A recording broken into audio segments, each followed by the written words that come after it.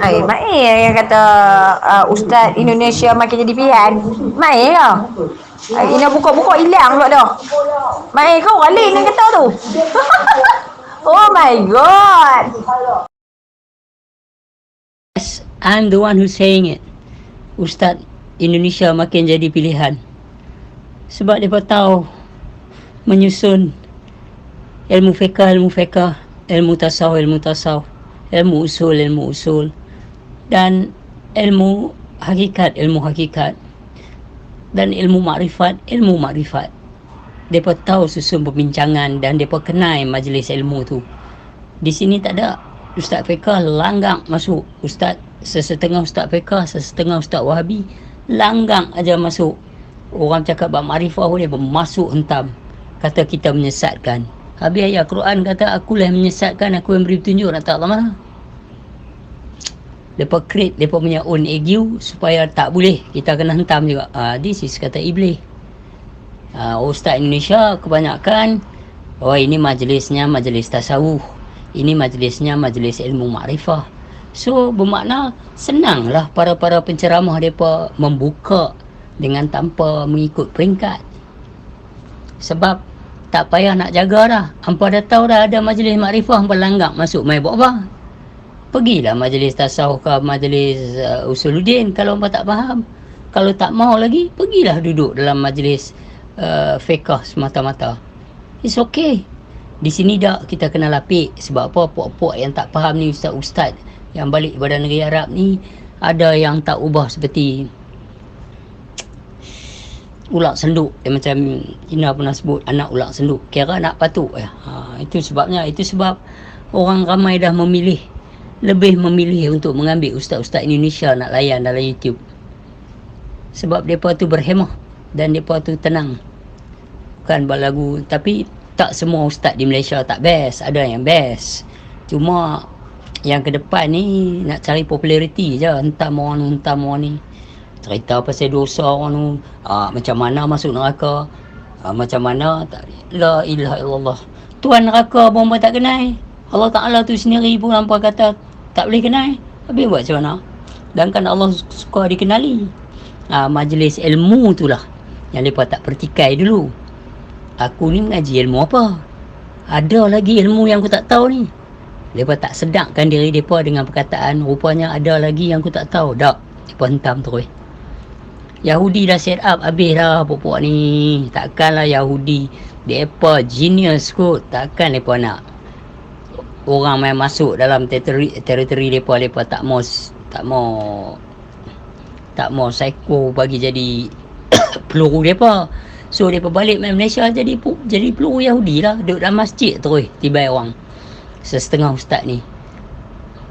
Macam mana ilmu tauhid mengenal Allah hampa boleh tentang? Mana hampa Yahudi lah, tapi berselindung di balik jubah dan wibawa agama. Itu saja. Baik. Selamatlah. Selamat.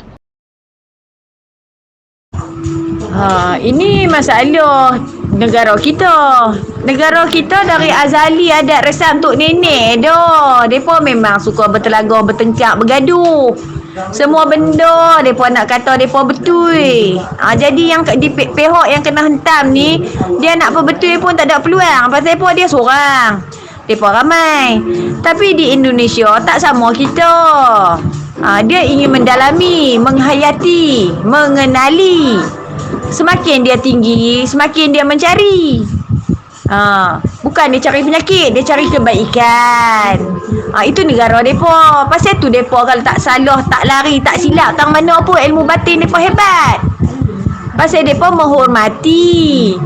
Katanya ustaz yang nak duk baik ni, kalau kamu suka gaya kamu, ya teruskan. Kalau orang yang makrifah ni, dia tak perlu meminta apa doa pun tak perlu dah. Kerana dia sudah mengetahui. Terpulanglah pada kamu bagaimana yang kamu suka. Dia tak mencela. Itu hebatnya depa. Tak boleh tandingi depa dalam bab-bab agama, mak.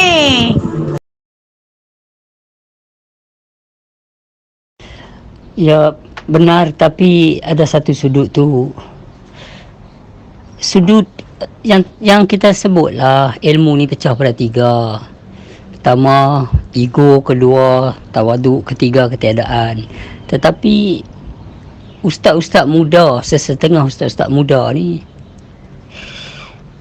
mereka lebih pada populariti. You tengok balik macam Dr. Kamili tu, yang ke metod tu, dia tak tinggi mana pun, dia pendek je. Yang masa aku tengok dia dulu, dia ni boleh tulis pula dekat dia punya post dekat YouTube dia,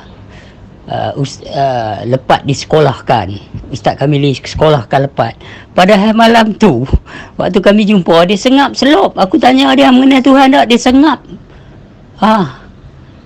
Tapi macam mana esoknya mereka boleh bawa keluar benda-benda macam tu, berdiskusi bersama lepat. Ni benda ni kalayak orang nak baca ni.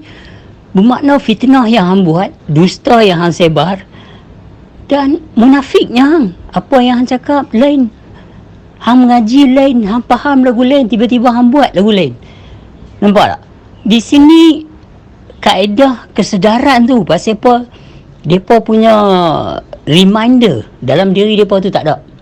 Radiyah Kamaliyah Mardiyah, dia akan sebut, hang tak boleh buat macam ni, yang ni hang meraibkan orang, hang tak boleh buat macam ni. Ni kalau akan ramai akan memandang dia macam mana, dia seorang-seorang. Tak ada, benda tu tak hidup dalam mereka.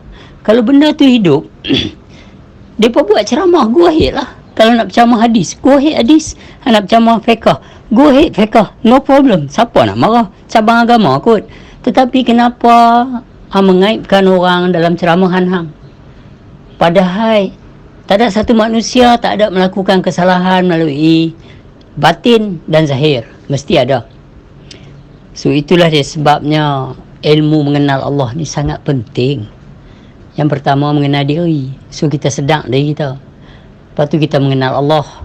Selepas mengenal diri, mengenal Allah, kita sedang. Apalah kita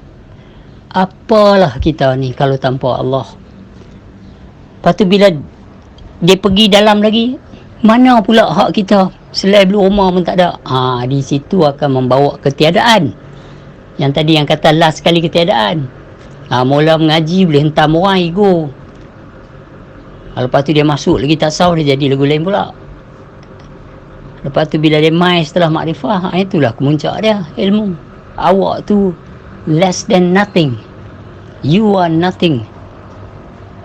Jadi benda ni mereka tak ada nak buat macam mana. Di Indonesia dia faham. Itu sebab saya Siti Jenar kata, bukan aku yang salah, mereka yang bodoh. Itu lah. Berani dia cakap itu. Memang tepat lah. Awak pandai berhujah macam mana sekalipun, well, I mean that what you learn. Does not surprise me when you talk fluently bahasa Arab, you cakap pasal hadis, tak surprise lah pasal benda tu yang belajar. Tetapi ilmu mengenal Allah hang tak belajar. So itu yang duk cakap selalu tu. Mereka ni dah ada bawah Yahudi. Yahudi ni tak boleh buat apa dengan orang yang mengenal Tuhan. Sebab kita hadapi mereka, kita tahu siapa mereka. Kita jumpa paderi ke Buddha Amang ke, bukan kita tak bisa duduk depan mereka. Waktu duduk dekat Kosan Road tu berapa lama, berminggu lepas duduk dekat Wat tu, tunggu makan buta. Tapi bukan duduk sajalah, kita tengok yang paling besar punya Buddha, kita pergi sembang. Bila kita sentuh Muhammad sallallahu alaihi wasallam, Muhammadian, tapi Buddha never Buddhist. How do you answer me this? How for us to process this? Dia terkejut. Ada rahsia dalam rahsia. Jadi depa yang tinggi ni pun boleh turun rendah, tanya kita apa yang kita tak tahu, apa yang dia tak tahu, dan bertanya juga kita apa yang kita nak tahu. Kita nak tahu yang tu macam mana Buddha tu hampa ikut Buddha, sedangkan Buddha tak pernah jadi Buddhis. So apa yang perjalanan dia sebenarnya? You can never be him. Kami dia berkata ikutlah Muhammad. Muka dia pun kami tak bisa tengok. Kalau orang kata dia mimpi Muhammad, bagi aku secara diam aku tak setuju. Wajah yang macam mana? Kalau wajah sebenar wajah tu aku mimpi tiap malam Dalam mimpi hang mesti ada hang lah. Ni Muhammad tak ada foto, tak ada apa, hang tak duduk dalam generation tu. Dia kata iblis boleh menyerupa segala sesuatu kecuali Muhammad. How do you know that Muhammad sallallahu alaihi wasallam dalam mimpi hang iblis menyerupa tu Arab pun boleh? Jadi benda-benda ni kita tak mau proses terus. Bila orang kata, oh saya dulu mimpi Nabi Muhammad, hang cerita api ya. Itu hang nak cerita ni pasal protes, tak mau apa, tak mau, diam je. Tunggu baris cerita tu berlalu. Bagi I tak setuju Ina. Jadi benda-benda lagu ni peringkat lain pula conversation, nampak tak? Majlis ilmu dia lain.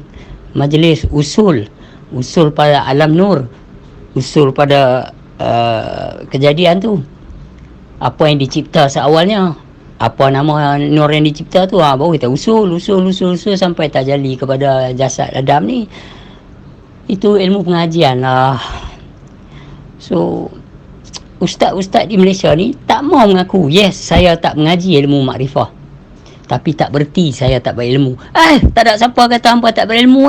Pencuri pun kena ada ilmu dia nak mencuri. Time bila dia nak pecah jalan ni, nak pecah kedai tepi jalan tu, kedai mai, nak tengok time bila jalan busy. Semua dia nak kena tahu. Lepas ni dia kena, semua dia kena study. Mesti kena ada ilmu. Penipu pun mesti kena ada ilmu. Tengok tu Dr. Kamili. Terang-terang kot dah tambak ni simpan peribadi lah, tak ada apa pun. Kita bincang habis sini je. Bincang apa, tak bercakap apa pun. Rupanya ada muslihat, ada agenda belakang tu. Tapi nak pergi lama mana? Jauh mana dia nak pergi? Mula duk buat mengaut-ngaut lah. Jauh mana dia nak pergi? Jauh mana ustaz-ustaz yang duk entam aku ni nak pergi? Tak ada apa. Tak ada apa nak. Kesudahan dia yang batal tetap batal, yang tak betul tetap tak betul, yang benar tetap benar. Yang salah tetap salah walaupun diperlindungkan. Yang benar tetap benar walaupun dipertikaikan. Itu saja. Kita tak kisah. Macam kita tengok Buya Syakur dan ustaz-ustaz lain. Dia layan ya. Hamai bab tasawuf, aku layan tasawuf. Hamai bab makrifah, aku layan makrifah. Lah salah satu ustaz Malaysia tu Ustaz Auni. Bukan dia tak tahu. Cengok cara dia sembang berkaitan dengan ilmu makrifah ni. Aku tahu dia tahu. Tetapi permainan dia lebih banyak kepada cerita-cerita akal fikir ni. Tak apalah. Biar pergi dia pergi ya. Biar pergi dia pergi. Dengan cara dia. Okey nah. Itu saja. Maksud lepas orang suka dengar ustaz-ustaz dari Indonesia sebab mereka tertib. Kebanyakan. Ada yang lantang. Yang lantang ni dia akan jadi famous seketika aja. Lepas tu dia habis ya. Yang betul ni orang tak suka dia ke, orang tak minat dia sustain dia. Sebab dia bukan nak prize daripada manusia. Cukuplah Allah Ta'ala yang berserta dan mengetahui. Jadi benda ni lah sampai satu masa nanti di Malaysia ni anak-anak muda akan sedang, oh ni majlis fiqah, oh yang Mamat ni cakap bukan salah, tapi dia punya cabang ilmu ke arah ma'rifatullah. So kita tak boleh protes dia sebab kita tak mengaji bahagian tu. Ada aja orang yang setuju kat komen, ada yang orang kata yes lepas jalan terus, yes lepas. Ada aja orang yang setuju. Macam mana pula orang tu? Mereka ni semua tak ada akal ke? Well, I mean, I know what I know lah. Itu sajalah. You know what you know. Okay. Now, you have a good day. Your good day ahead. Selamatlah. Selamat. Assalamualaikum dan selamat malam Abang Lepat. Semoga Abang Lepat berada dalam lindungan Allah SWT. Ada beberapa screenshot saya hantar dengan Abang Lepat tu. Ialah seseorang ni berkirim salam dengan Abang Lepat. Saya yakin orang ni pernah mendengar ilmu makrifah ni daripada ayah dia ke ataupun atuk dia dulu. Dan mungkin dulu dia tak berapa faham, dan sekarang ni apabila dia dah dengar ulasan-ulasan Abang Lepat dalam YouTube ataupun Facebook, maka disitulah timbul dan lahirlah kefahaman-kefahaman yang baru. Dia ni teringin sangat nak jumpa dengan Abang Lepat ni. Dia ingatkan saya dengan Abang Lepat ni berdekatan. Jadi saya beritahu dia lah, saya di duduk Sarawak dan Abang Lepat ada di Semenanjung. Yalah, berjauhan. Mungkin orang-orang segelintir lah, mungkin terasa pelik lah. Saya duduk Sarawak dan Abang Lepat berada di Semenanjung. Jadi mungkin saya ni hanya terikut-ikut lah dengan Abang Lepat ni. Mungkin orang ingat macam tu. Sebenarnya saya tak terikut-ikut dengan Abang Lepat tu. Memang saya sendiri pun pernah mendengar ilmu-ilmu makrifah ni daripada ayah, daripada atuk dan daripada guru saya sendiri. Maka apabila saya mendengar ulasan-ulasan Abang Lepat yang ada di YouTube, maka di situ saya akan mendapat kefahaman baru dan semangat yang baru. Ibaratnya saya ambil tuition untuk mendapatkan kefahaman. Di situ saya rasa berbangga jugalah dengan keberanian Abang Lepat bercerita di Facebook dan bercerita di YouTube ni. InsyaAllah saya doakan di sini perjuangan Abang Lepat tu berhasil. Dan ada beberapa orang tanya dengan saya, apa perjuangan Abang Lepat yang sebenarnya? Sebenarnya soalan tu taklah susah sangat nak jawab. Saya yakin, dan saya yakin sangat-sangat perjuangan Abang Lepat ni adalah untuk memartabatkan ilmu ini supaya orang faham. Bila orang faham, orang tak akan fitnah. Orang tak akan berani fitnah bila dah orang faham. Jadi selama ni apa yang saya nampak dan apa yang saya dengar, guru-guru makrifah ni sering difitnah, sering dicemuh. Maka di situ Abang Lepat ni bangkit untuk memartabatkan ilmu ini.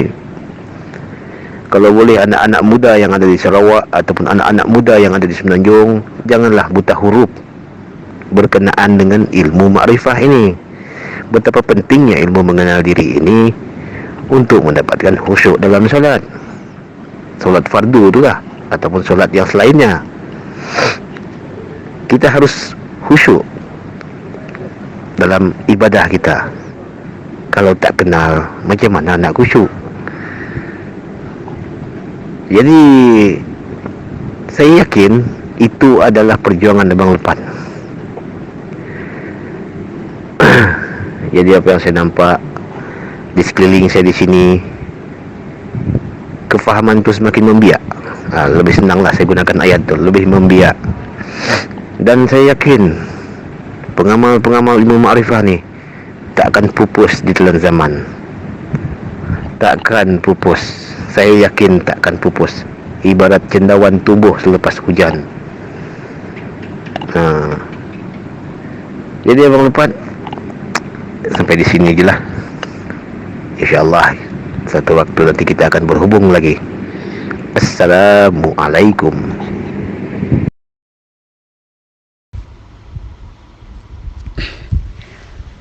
Waalaikumsalam warahmatullahi.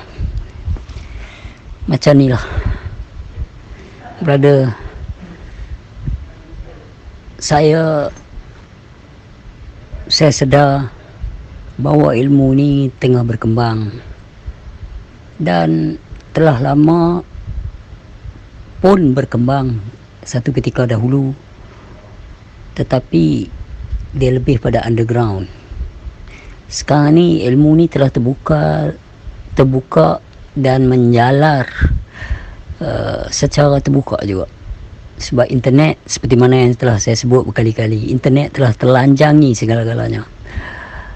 There's nothing to hide. The choice is yours. Awak nak mengaji atau tak mengaji.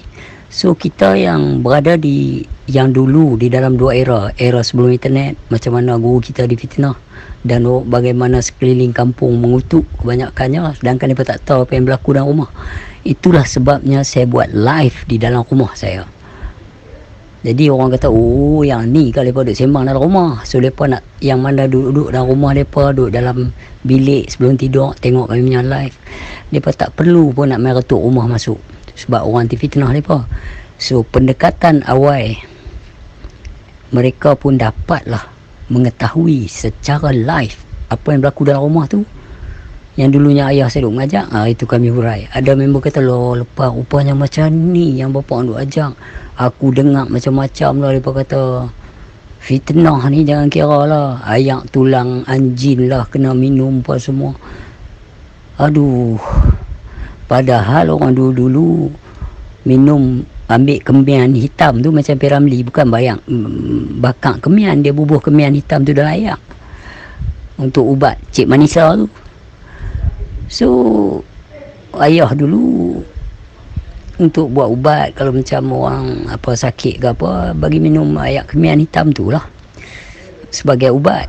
Orang kata black dog bones, hampa masuk rumah dia, kalau hampa nak pergi tengok ubat, hampa masuk, hampa tengok dalam satu jug kat belakang tu ada ayak tulang anjing hitam. Tu dia. Allah Akbar. Maka fitnah atas fitnah dan bersangka-sangka, malah timbullah kaedah dusta, seperti mana yang ada pada surah 6 ayat 2 ayat 116. Okey. Lepas tu bila saya membuat penerangan demi penerangan, ada juga kawan yang kata, aku bisa dengar lepas fitnah tu. Hari ni bila terang, aku sendiri bisa tengok kemian hitam orang jual. Memang dia khasiat banyak. Boleh Google. Sebab boleh Google, bila saya sebut kemian hitam, mereka Google, mereka tengok khasiat banyak. Maka mereka kata, ya Allah, kesiannya ayah hang lepas difitnah sampai macam tu. Nampak? Masa zaman sebelum ada internet kita lalui. That was 86, 87, 88, 89, macam tu punya time lah. 88, 89 tu kayak heavy lah dia kena. Setelah ada internet, orang nampak dan orang cepat sedap tiba-tiba. Seperti masa dulu orang terima tiba-tiba bulat-bulat, sekarang orang boleh sedang secara bulat-bulat. Mereka berfikir pasal banyak budaya membaca sekarang ni. Dulu mana ada orang membaca lagu sekarang.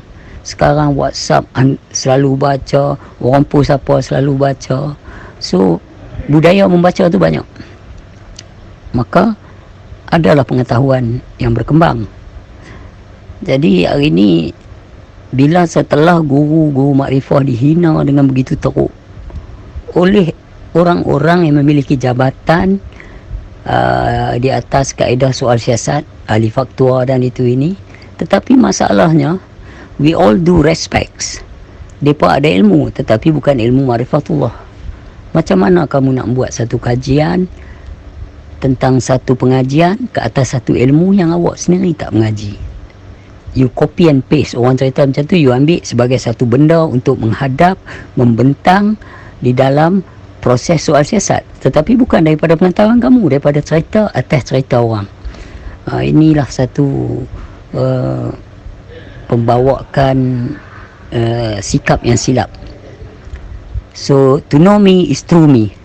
Kalau nak mengenal satu orang tu, melalui satu orang itu, bukan melalui orang lain memperkenalkan tentang orang tu. Tak boleh. Recommend selalunya akan kurang, akan bertambah. So kita sendiri kena hadap. Jadi saya berbincang dalam internet, mengambil kesempatan menggunakan channel-channel yang ada, bukan untuk menguasai sesiapa pun. Jadi bila awak kata awak dah mengaji sebelum kenal saya, alhamdulillah. Dan jika siapa yang mengaji dan mula mengaji disebabkan pecahan-pecahan minda YouTube lepas dan Ustaz Wan Nizam atau ustaz-ustaz lain, maka salahlah dia jika dia nak menurut orang tu. Beruntunglah orang yang hidup pada zaman Nabi Muhammad, sebab Iblis tak boleh menyerupai Muhammad. Dia boleh mengaku, tapi dia tak boleh menyerupai. Sebab terperdaya ini adalah dari sudut rupa bentuk. Pengakuan orang boleh mengaku apa saja. Saya anak datuk, saya jutawan, saya itu, saya milenial. Pakai smart, boleh berlaku apa saja. Tetapi kebenaran yang sebenar-benar itu, mengenal pada wajah yang sebenar wajah itu, tak perlu apa pengakuan. Saya tahu wajah mak saya macam mana. Mak saya tak payah mengaku, aku mak hang yang mak angkat ni. Dan saya tahu juga wajah arwah bapa saya. Arwah bapa saya tak perlulah main mengaku aku bapa hang. Tak ada pengakuan daripada hang yang aku perlu, sebab aku mengenal hang. Begitulah juga dengan isteri kita. Dia tak payah main kata dia tu isteri kita, kita tahu. Girlfriend kita ke, boyfriend kita ke, Contohlah kalau bagi perempuan tu, suami dia paling tahu lah. Jadi dari sudut kita mengenal Allah pula, kita tak boleh duduk kat nama dan atas cerita-cerita orang, sebab Allah tu berserta kita. Sebegitu juga dengan bini kita di sebelah kita, sebegitu juga mak kita selalu menjaga kita, dan Allah Ta'ala pula berserta dalam sudut tasawufnya kita nak membincang. Jadi bila kita membincangkan benda tu, makna Allah Ta'ala tu lebih dekat daripada orang dalam lehak ni. Dia lebih dekat daripada orang tu. Surah Qaf ayat 16. Dialah awal akhir zahir batin. So macam mana kita mengenal Allah? Kita tahu Allah hanya melalui cerita-cerita hadis, cerita-cerita apa yang diceritakan di dalam Quran. Itu setuju untuk peringkat pertama. Tetapi bila peringkat seterusnya, awak harus mengenal. Bila awak mengenal dari awal, yang pertama tu, awak tak ada masalah dah tentang cerita-cerita Nabi, cerita-cerita sejarah-sejarah yang telah di dalam lipatan sejarah. Jadi bila brother kata saya tak mengikut lepat, saya setuju 100%. There's no way for you to follow me, because kita adalah bersalah-salahan. Kalau awak ikut, bermakna awak batal. Kalau nak ikut Muhammad, harus kenal Muhammad, sebab Muhammad mengucap atas Muhammad. So ini kaedah ini tidak dibentang setelah beberapa tahun, puluhan tahun hidup kita. Tiba-tiba kita sampai satu corner of life, kita teringat, aku ni apa sebenarnya? Betulkah yang aku ni buat ni? Benarkah aku telah benar? Betulkah aku telah betul? Jadi bila kita faham benda tu, maka dengan secara tidak langsungnya kita mula mencari, dan kita mengenal yang mananya satu tapi tak terbilang, yang mananya sama tapi bersalah-salahan. Sebegitu juga dengan peringkat guru. Apabila kita mengenal guru tu, kita tak boleh taksub dengan dia, batal. Guru yang sebenar, guru dia tak akan menunjuk, dia akan selalu low profile. Dia akan kata apa yang ada kat saya ni hak Allah. Sebegitu juga bila kita melihat para wasilah-wasilah kita, mereka pun membuat pengakuan la haula wala quwata illa billah aliyyil azim. Saya ni tak ada apa. Setiap landasan mengenal Allah, guru-gurunya akan low profile, akan mengata dia tak ada apa. Tapi bila anak-anak murid yang tak faham peringkat ini, dia akan taksub dengan wasilah dengan ini. Cukup sekadar berterima kasih dengan Fatihah. Jadi bila mereka, tak ada satu guru pun yang nak tahu bahawa anak murid dia tu tak mengetahui. Tak ada satu guru pun yang nak tahu anak murid dia tu berkesudahan menjadi orang yang gagal dan bodoh. Semua guru nak mendidik anak murid mereka supaya bila mereka telah kembali kepada Allah, mereka meninggalkan seorang anak murid yang mengetahui. Sebab wajib bagi yang mengetahui. Sebab dalam Quran surah Al-Baqarah ayat 42, sedangkan kamu mengetahui, dia kata. So hari ni contoh dia macam ni lah. Pada satu hari ada dua orang ni berjalan dalam hutan yang gelap. Seorang ni dia bawa macam tanglung ke apa kita panggil tu, Laterne, dalam bahasa Jerman Laterne, lampu tin yang dalam tu ada lilin. So waktu berjalan dua orang ni, seorang berjalan dengan Mamat ni. Mamat yang bawa cahaya ni, seorang ni dia sedap cahaya ada depan. So mereka bersembang segala benda-benda lain yang tak ada masalah pun. Pasal depan mereka terang, mereka jalan. Main di pertengahan jalan tu, laki ni kata, okey lah, setakat ni aku kena ambil jalan belah ni, dan hang kena teruskan perjalanan hang. Okey, Assalamualaikum. The moment dia ni corner pergi jalan lain, dia ni jalan 3 tapak dia berhenti. Ya Allah, gelapnya keliling aku. Ya Allah, malam pula mendung, malam pula nak hujan, tak ada bulan yang bersinar, tak ada ni bintang-bintang memberi pertolongan dari sudut cahaya. Gelapnya ya Allah, macam mana aku nak terus perjalanan aku? Contoh dia macam tu. Selalu kita berpayung di bawah cahaya guru kita, kita berpayung di bawah keilmuan guru kita, kita berpayung di bawah kebijaksanaan guru kita. Sedangkan yang guru kita duk ajak tu, apa yang dia faham, apa yang dia bawa. Tetapi disebab bila kita gagal kerana kita bermakam terhijab dekat guru kita, maka bila guru kita mati, kita terpinga-pinga, tak tahu nak pergi ke mana. Sebab kita belajar tak habis. Kita belajar satu sebab ya. Apa yang guru tu, kita bermakam di guru tu. Bila kita sembang pun kita akan berfikir tentang guru tu. Jadi kita tak berani di atas kebenaran yang guru tu bagi kita. Ini rahsia Allah Ta'ala. Inilah kebenaran yang mutlak. Dan inilah ilmu yang paling penting, iaitu mengenal Allah. Jadi kita kalau ambil benda tu dan kita menjadi seorang ahli yang memahami, maka guru kita akan seronok. Dia tahu kita terlepas kat mana pun kita tak heran. Kita ada cahaya kita sendiri. Nampak tak? Itu sebab kena waspada tentang sini. Tak ada siapa pun dibenarkan untuk ikut lepat atau nak jadi macam lepat. Sebab Muhammad bersyahadah kat atas Muhammad. Faham baik-baik apa yang lepas cakap ni. So, jadilah diri kamu sendiri. Jadilah cahaya pada diri kamu. Jadilah seorang you are the captain of your own ship. You are the creator of your own feelings. You are the cooker of your own soup. Macam tu. So guru pergi pun dia tak kisah, dia tahu tidak sia-sia malam yang berpanjangan. Tidak dia melalui babak tidur, dia melayan kita, dan akhirnya setelah dia mati kita boleh bersembang apa yang benar dan kita tak takut. Ini pada satu masa Mullah Nasaruddin ni kena tangkap dengan polis. Orang terkejut. Satu kawan dia pergi tanya, Mullah, what has happened? Kawan dia tanya dia. Bila kawan dia mai tanya dia apa ni,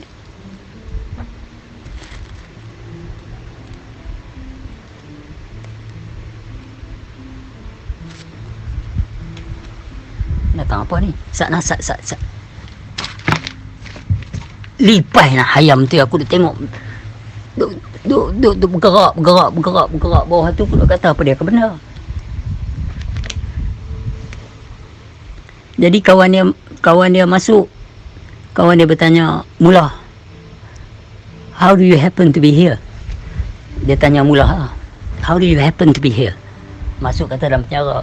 Mullah cakap, what happened? Dia kata, ni hang duduk dalam lokap ni macam mana boleh jadi ni? Penjara pula lokap. Okey, aku pecah rumah. Hang nak buat satu benda ni, hang tak belajar kau dulu atau hang buat macam tu lah? Kawan dia tanya. Bukan senang nak jadi pencuri, dia kata. Kawan dia kata.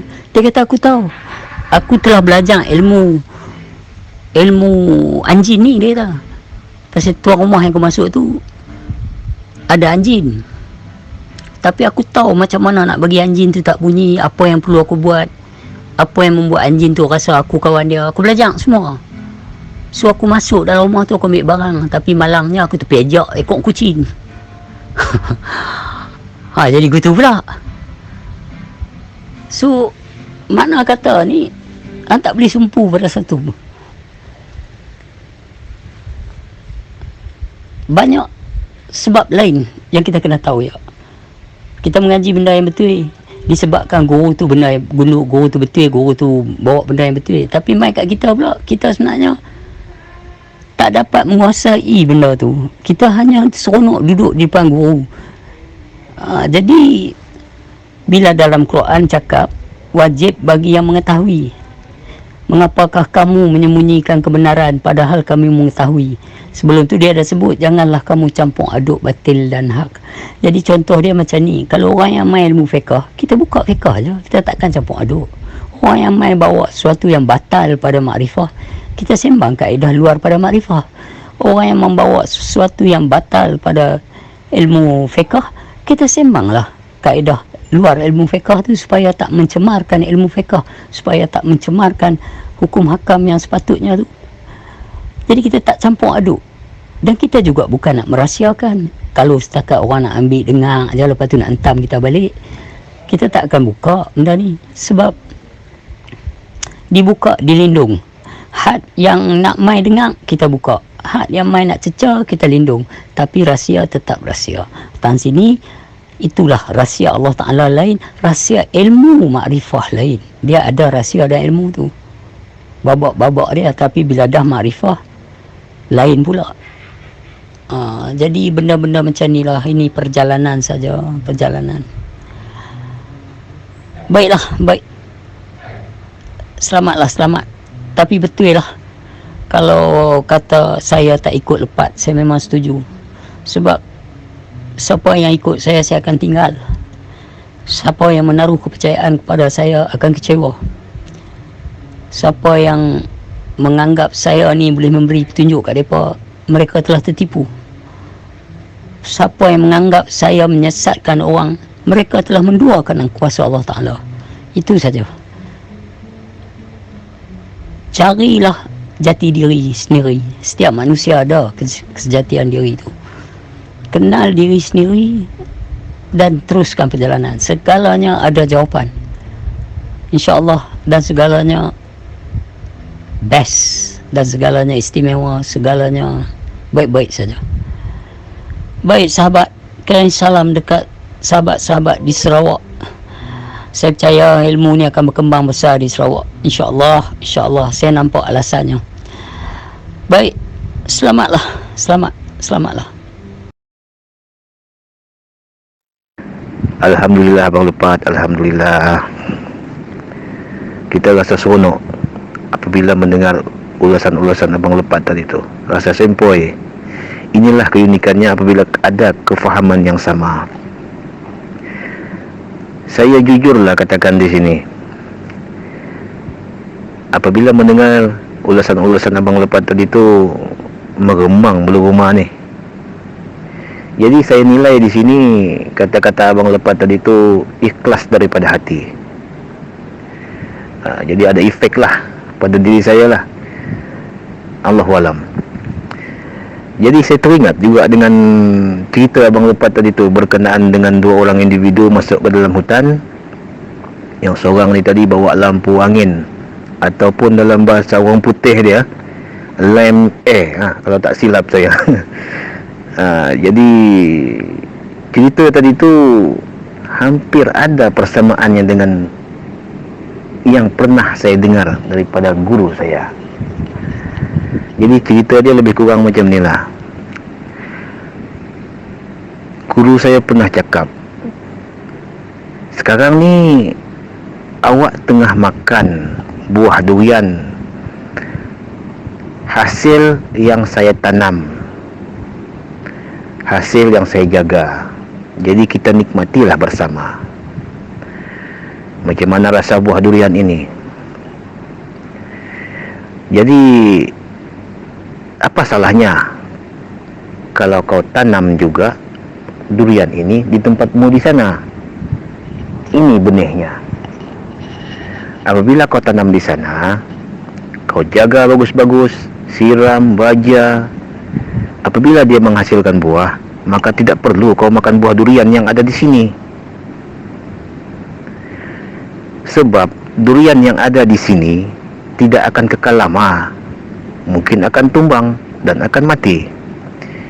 Jadi apabila ada durian yang sudah kau tanam dan sudah ada hasilnya, maka di situ kau bolehlah nikmati sendiri hasil tanamanmu itu.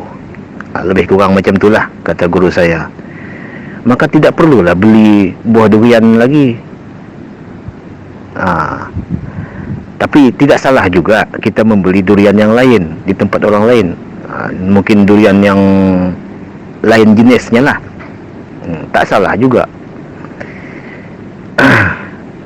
Jadi cerita tadi tu ada persamaan dengan cerita yang guru saya pernah sampaikan. Jadi di situ saya ada kefahaman. Saya nak jelaskan lebih panjang berkenaan dengan durian tadi ni. Saya rasa Abang Lepat faham lah. Abang Lepat saya yakin faham dengan apa yang ingin saya sampaikan. Dia macam ni Abang Lepat. Apabila orang bisu bertemu dengan orang bisu, apabila bertentang mata, walaupun tak cakap apa-apa, pasti mereka tahu keinginan masing-masing.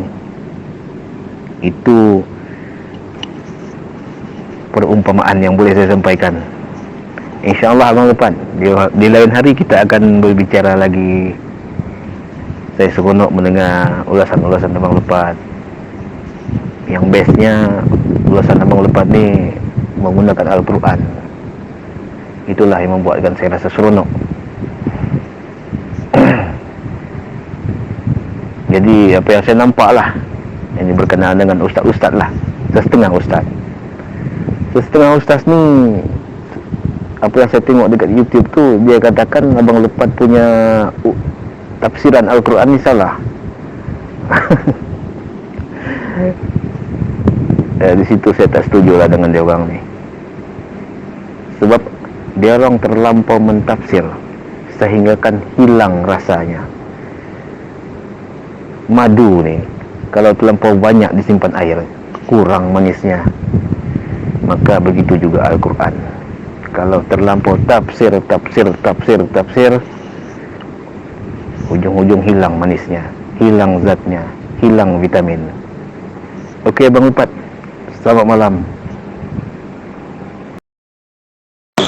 Ya, benar. Tentang bodoh rayan tu, terang lagi bersuluh. Nampak clear. Alhamdulillah. Hai, cantik go tu hurai. Tambah lagi kalau derayan yang dia tanam tu, biji derayan dari situ juga awak bawa balik kepada kampung mana awak duduk. Maka samalah bodoh derayan yang dia tanam tu. Cuma pokok dia lain. Allah Akbar. Dia macam ni, bila main tentang ustaz-ustaz tu yang kata saya tafsir tak betul itu ini semua.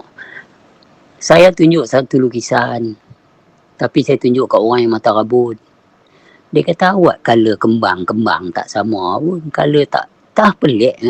Bila tanya apa siapa nampak betul orang lain. Saya mata rabun. So kita tak boleh nak tolong dia lah. Dia kena tolong diri dia sendiri, pergi cari cermin mata untuk bagi nampak clear. Lukisan tu macam tu juga. Mata dia tu tak clear. So ayat Allah Ta'ala tu macam tu. Tapi kalau dia hurai dari sudut keluar daripada diri, maka terkeluarlah daripada ketuhanan Tuhan itu sendiri, jalan ketuhanan, melainkan agama saja. Sebab kalau dia tak keluar daripada dalam diri dia, nak mengenal Allah, kenal diri. Dia akan nampak segala tu. Padahal Quran tu direct conversation, dia pergi buh kurungan Muhammad. Terpelantin dah, kita tak ada, kita duduk bayang Muhammad tu. So susah lah, tapi tak apalah nak buat macam mana. Setengah-setengah ustaz ni kita terang lagu lain, mereka faham lagu lain. Tahu tak? Mereka faham lagu lain, bukan kata mereka tu tak ada pendengaran, ada pendengaran. Kawan saya ada juga di kampung tu, arwah adalah pekak sebelah, dengar lah, tapi nak kena kuat, nak kena sembang kuat baru dia dengar. Kalau kita cakap ni lagu ni tak faham, dia tak akan nampak. Dia boleh dengar, tapi nak kena repeat banyak kali, nak kena terang betul-betul. Mereka ni dipekakkan telinga, ditulikan telinga, mata mereka dibutakan. Mereka nampak setakat mana mereka nampak. Jadi macam tu lah kalau kita kaji balik. Orang cakap lagu lain, dia jawab lagu lain. Abu, bukan kata tahu rumah aku ni jauh daripada laut. Kalau dekat senang Abu. Apa yang senang bang? Jadi nelayan. Bini dia hangat hati keluar. Sudahlah bang. Lain yang orang cakap, lain yang dia faham. Orang kata nelayan, dia kata pelayan. Buatlah kerja tu. Jadi macam tu lah kalau ustaz-ustaz ni. Aduh, ya Allah. Tengok jiran dia kata. Allah Akbar. Allah. Macam tu lah abang weh, kalau kita nak terang balik. Macam tu lah kisah dia abang. Payah.